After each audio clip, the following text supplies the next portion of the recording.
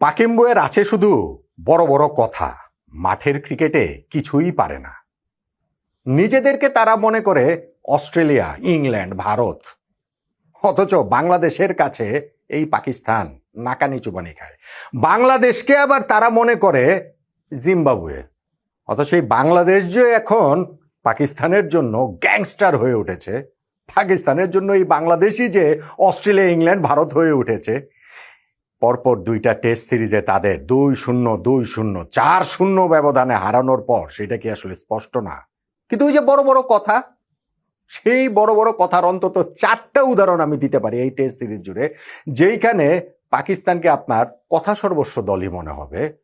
আর বাংলাদেশে তো এত কথা বলার দরকার নাই, আমরা কথা নয় কাজে বিশ্বাসী। আমাদের ক্যাপ্টেন শান্ত সিরিজের শুরুতে যা বলেছিলেন, আমরা অ্যাবসলিউটলি সেই পথে এগোচ্ছি। বাংলাদেশ কি এখন আমাদের টেস্ট ক্রিকেট ইতিহাসের সবচেয়ে সেরা সময় পার করছে কিনা, সেই আলোচনাটা বরং চলছে। পাকিস্তানের আমি 4টা উদাহরণ দেবো বলেছিলাম, বড় বড় কথা, সেই উদাহরণটা দিচ্ছি। কিন্তু এখন বাংলাদেশ আমরা কোন জায়গাটাতে আছি সেটা একটু বলি, কেন সেরা সময় চলছে কিনা, এইটা সেরাদের সেরা কিনা, আলোচনার জায়গাটার ক্ষেত্রটা আসলে কিভাবে প্রস্তুত হয়েছে। টেস্ট ক্রিকেট আমরা 26 বছর ধরে খেলছি। এইবার আমরা টানা 4টা টেস্ট ম্যাচ জিতলাম। আয়ারল্যান্ডের বিপক্ষে 2টা টেস্ট, পাকিস্তানের বিপক্ষে 2টা টেস্ট। এই টানা 4টা টেস্ট ম্যাচ আমরা কখনোই কিন্তু জিততে পারিনি, নাম্বার 1। নাম্বার 2, পাকিস্তানের মতো দলের বিপক্ষে আমরা অ্যাওয়েতে গিয়ে 2-0 জিতলাম, হোমেও আমরা 2-0 জিতলাম। তার মানে এই 2টা সিরিজেই আমরা পাকিস্তানকে বাংলা ওয়াশ করে দিলাম। এই ঘটনাও বাংলাদেশের টেস্ট ক্রিকেট ইতিহাসেই কখনো ঘটেনি। আর এই এত কিছু যখন ঘটছে, তখন এইটার প্রতিফলন র্যাঙ্কিংয়েও আছে, এইটার প্রতিফলন ওয়ার্ল্ড টেস্ট চ্যাম্পিয়নশিপের পয়েন্ট টেবিলটাতেও রয়েছে। সেইটা কিভাবে? আইসিসি টেস্ট র্যাঙ্কিংয়ে বাংলাদেশ এখন উঠে এসেছে 7 নম্বরে। আমাদের এই 26 বছরের টেস্ট ক্রিকেটের পথ চলায় এত উপরে বাংলাদেশ কখনোই আসলে ছিল না। এইবারে পাকিস্তানের বিপক্ষে টেস্ট সিরিজটা আমরা শুরু করেছিলাম 67 রেটিং নিয়ে। সেইখান থেকে পাকিস্তানকে 2টা টেস্ট হারানোতে আমাদের রেটিং হয়ে গেছে 78। আমরা 9 নম্বরে ছিলাম ওয়েস্ট ইন্ডিজের পেছনে, পাকিস্তানের পেছনে। সেইখান থেকে আমরা লাভ দিয়ে এখন 7 নম্বরে উঠে গিয়েছি। পাকিস্তান 89 রেটিং নিয়ে সিরিজ শুরু করে 2টা টেস্ট হেরে তাদের রেটিং হয়ে গেছে 75, ফলে তারা বাংলাদেশের পেছনে 8 নম্বরে চলে গেছে। আর ওয়েস্ট ইন্ডিজ 68 রেটিং নিয়ে 9 নম্বরে রয়েছে। আমরা টেস্ট আইসিসি টেস্ট র্যাঙ্কিংয়ে 2018 সালে প্রথমবারের মতো 8 নম্বরে উঠেছিলাম। তারপরে ওই 8 নম্বর, 9 নম্বর, 10 নম্বরে এদিকেই আমাদের ঘুরপাক। কিন্তু এই প্রথমবারের মতো বাংলাদেশ আসলে 7 নম্বরে উঠলো। আমাদের সেরা সময় কিনা আলোচনাটা হবে না কেন? এটা কি সেরা সাফল্য? মানে আপনি যদি টেস্ট সিরিজ বলেন, যে ঘরের মাটিতে পাকিস্তানের বিপক্ষে 2টা টেস্ট সিরিজ, আমার কাছে এটা সেরা সাফল্য মনে হয় না।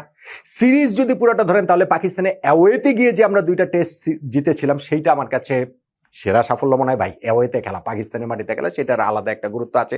কিন্তু আমাদের ক্যাপ্টেন নাজমুল হোসেন শান্ত যেমন টেস্ট শেষে প্রেস কনফারেন্সে বলেছেন যে পাকিস্তানের ওই সিরিজ এই সিরিজ মিলিয়ে যে এইটাই বাংলাদেশের ক্রিকেটের সেরা, ওইটার সঙ্গে আমি একমত, ওইটার সঙ্গে আমি সার্টেনলি একমত। আমাদের টেস্টের সেরা ম্যাচ ইন্ডিভিজুয়াল যদি বলে, তাহলে আমি এখনো মনে করি মাউন্ট মঙ্গানুতে আমরা যে নিউজিল্যান্ডকে হারিয়েছিলাম সেইটা বেস্ট। এবং আমাদের আরও কিছু এরকম টেস্টের সাফল্য তো রয়েছে। এই যে পাকিস্তানের বিপক্ষে 2টা টেস্ট ম্যাচ জিতলাম, সেইটাও যেইভাবে জিতেছি, 10 দিন জিতেছি, জয়টা আমরা আর্ন করে নিয়েছি, সেইটাও বাংলাদেশের জন্য একটা বিশাল বড় প্রাপ্তি। এবং সেই প্রাপ্তিতে শুধু আমরা আইসিসি টেস্ট র্যাঙ্কিংয়ে 7 নম্বরে উঠিনি, ওয়ার্ল্ড টেস্ট চ্যাম্পিয়নশিপের পয়েন্ট টেবিলেও 5 নম্বরে উঠে গেছি। সেইটা ইংল্যান্ডকে টপকে, সেইটা ইংল্যান্ডকে আগেই টপকেছিলাম, সেটা হচ্ছে গিয়ে ভারতকেও আমরা টপকেছি সিলেট টেস্ট এই জয়ের মাধ্যমে। এইবারের আইসিসি টেস্ট চ্যাম্পিয়নশিপে আমরা এর আগের যে সিরিজটা খেলেছিলাম একমাত্র শ্রীলঙ্কার বিপক্ষে, সেখানে একটা ড্র করেছি, একটা হেরেছি। ড্রয়ের জন্য আমাদের 4 পয়েন্ট ছিল। এবং এখানে পাকিস্তানকে 2টা টেস্টে যখন আমরা হারালাম, 12 যোগ 12 24 পয়েন্ট যোগ হলো, 24 যোগ 4 28 পয়েন্ট বাংলাদেশের। কত পয়েন্টের মধ্যে? 4টা টেস্টের মধ্যে, তার মানে 4 × 48 পয়েন্টের মধ্যে বাংলাদেশের 28 পয়েন্ট হচ্ছে কি আমরা অ্যাচিভ করেছি। পয়েন্টের পার্সেন্টেজের হিসাবে এইটা 58.33%। এই পয়েন্ট পার্সেন্টেজেই তো ওয়ার্ল্ড টেস্ট চ্যাম্পিয়নশিপের টেবিলটা নির্ধারিত হয়, সেটা তো আপনারা জানেনই, আমি আগের ভিডিওতে বলছি, এখানে তাই আর এটা রিপিট করলাম না। 58.33% হচ্ছে গিয়ে বাংলাদেশের অবস্থান। এবং ভারতের এইখানে তাদের পয়েন্ট অ্যাচিভমেন্টের পার্সেন্টেজটা হচ্ছে গিয়ে 48.15। তারা 9টা টেস্ট ম্যাচ খেলে 4টা জিতেছে, 4টা হেরেছে, একটা ড্র করেছে। 4 জয়ের জন্য 48, একটা ড্রয়ের জন্য 4, 48 যোগ 4 52। তারা ওই যে 9 টেস্টের মধ্যে 11 পয়েন্টের মধ্যে যে 52 পয়েন্ট পেয়েছে, সেইটা হচ্ছে গিয়ে 48.15%। সো সেই হিসাবে আমরা ভারতকেও টপকে 5 নম্বরে উঠে এসেছি। ইংল্যান্ডের আরও অনেক কম, তারা হচ্ছে গিয়ে 31% রয়েছে। ওয়েস্ট ইন্ডিজও আমাদের পেছনে, পাকিস্তান তো আমাদের পেছনে আছেই। এখন বাংলাদেশ কি ফাইনালি গিয়ে আমরা ওয়ার্ল্ড টেস্ট চ্যাম্পিয়নশিপের ফাইনাল খেলতে পারবো? আমার কাছে সেটা ভাই মনে হয় না। আমি যদি ভুল না করে থাকি, গতবারও আমরা ওয়ার্ল্ড টেস্ট চ্যাম্পিয়নশিপে একটা পর্যায়ে সম্ভবত এই 4-5 পর্যায়ে আমরা উঠে এসেছিলাম, পাকিস্তানে যখন আমরা ওই 2টা টেস্ট জিতেছিলাম। কিন্তু ফাইনালি গিয়ে আমরা আসলে 7 নম্বরে থেকে শেষ করছি। আমাদের ক্যাপ্টেন নাজমুল হোসেন শান্ত যেটা সিরিজের শুরুতেই বলেছিলেন যে আমরা এই টেস্ট চ্যাম্পিয়নশিপের সাইকেলটাতে 4-5 থেকে শেষ করতে চাই, তা আমরা কিন্তু এখন 5 নম্বরে উঠে এসেছি। ফলে এই জায়গাটা আমরা ধরে রাখতে পারবো কিনা, চ্যালেঞ্জ হচ্ছে গিয়ে সেটা। সামনে তো আরও অনেক চ্যালেঞ্জই আমাদের রয়েছে। অস্ট্রেলিয়া গিয়ে আমাদের টেস্ট খেলতে হবে, সেই চ্যালেঞ্জের জায়গা রয়েছে। এবং আমরা যে টেস্ট ক্রিকেটে ভালো দল, বড় দল হয়ে উঠছি, পাকিস্তানের জন্য তো অবশ্যই বড় দল, এটা উঠছে না, হয়েই গেছি। তো সেইটাও আমাদের সামনে আরও প্রমাণ করার বিষয় অবশ্যই সেখানটাতে থাকবে। তাহলে আমরা আইসিসি টেস্ট চ্যাম্পিয়নশিপে 7 নম্বরে উঠেছি, এই জায়গাটাতে হচ্ছে গিয়ে পাকিস্তান ওয়েস্ট ইন্ডিজকে পেছনে ফেলে আমরা ওয়ার্ল্ড টেস্ট আইসিসি টেস্ট র্যাঙ্কিংয়ে ওয়ার্ল্ড টেস্ট চ্যাম্পিয়নশিপেও আমরা 5 নম্বরে উঠে গিয়েছি, ভারতকে পেছনে ফেলে দিয়েছি। ইংল্যান্ড, পাকিস্তান, ওয়েস্ট ইন্ডিজ আগে থেকে পেছনে রয়েছে। ফলে বাংলাদেশ ক্রিকেটে এখন একটা দুর্দান্ত সময় যাচ্ছে টেস্ট ক্রিকেটে, সেটা আমরা বলতে পারি। আর আমি যেটা বলছিলাম, পাকিস্তানের আছে শুধু বড় বড় কথা, পারেটানে না কিছুই, কিন্তু বড় কথা বলে। 4টা উদাহরণ দেওয়ার কথা বলছেন, সেই উদাহরণগুলো কি? ধরেন, টেস্ট সিরিজ শুরু হওয়ার আগে নাম্বার 1 টেস্ট সিরিজ শুরু হওয়ার আগে পাকিস্তানের তারকা পেসার শাহিন শাহ আফ্রিদি বললেন যে বাংলাদেশকে শুধু 2-0 ব্যবধানে হারানো না, আমরা ওয়ার্ল্ড টেস্ট চ্যাম্পিয়নশিপের ফাইনাল পর্যন্ত খেলতে চাই। আরে ভাই, যেই পাকিস্তান ওয়ার্ল্ড টেস্ট চ্যাম্পিয়নশিপের গত 3টা সাইকেল শেষ করেছে, প্রথমবার 5 নম্বরে, দ্বিতীয়বার 7 নম্বরে, সর্বশেষবার 9 দলের মধ্যে 9 নম্বরে, তারা ফাইনাল খেলবে, বাংলাদেশকে হারাবে, 2-0 ব্যবধানে হারাবে। পাগলের প্রলাপ। এবং 2-0 ব্যবধানে উল্টা তারা হেরে গেছে। নাম্বার 2, ঢাকা টেস্ট চলাকালীন সময়ে যে তাদের সালমান আলী আগে বলেছিলেন যে না, বাংলাদেশ যদি আমাদেরকে 60 ওভারে 270 ওভারে 260 রানের মতো টার্গেট দেয়, তাহলে হচ্ছে গিয়ে আমরা এই টেস্ট জয়ের জন্য খেলবো। বাংলাদেশ সেই সাহস করতে পারবে না। বাংলাদেশ তো সাহস করেছিল, তাদেরকে তো 76 ওভারে 268 রানের টার্গেট বাংলাদেশ দিয়েছিলাম, পারে নাই তো পাকিস্তান, 104 রানে হেরে গিয়েছে।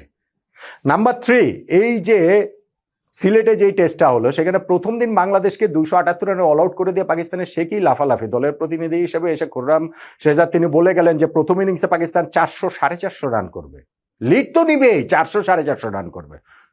পারে নাই, উল্টা 232 রানে তাদেরকে আমরা অল আউট করে দিয়ে প্রথম ইনিংসে 46 রানের লিড নিয়েছে। নাম্বার 4, পাকিস্তানের বোলিং কোচ উমর গুল এসে যখন 437 রানের টার্গেট, তিনিও প্রেস কনফারেন্সে এসে বলে যান যে এই টার্গেটটাও আমরা অ্যাচিভ করতে পারি, ক্রিকেটে কোনো কিছুই অসম্ভব না।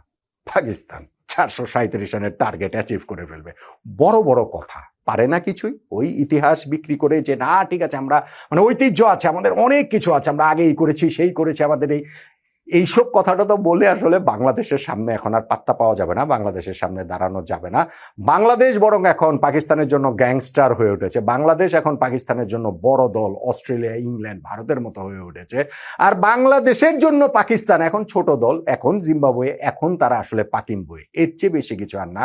পাকিস্তান বড় বড় কথা বলে তাদের এই ক্রিকেটের যে পতন, যে ঘাটতি, বাংলাদেশের কাছে তাদের যে অসহায় আত্মসমর্পণ, সেইটাকে তো আড়ালটা করতে পারলো না। পারলো কি?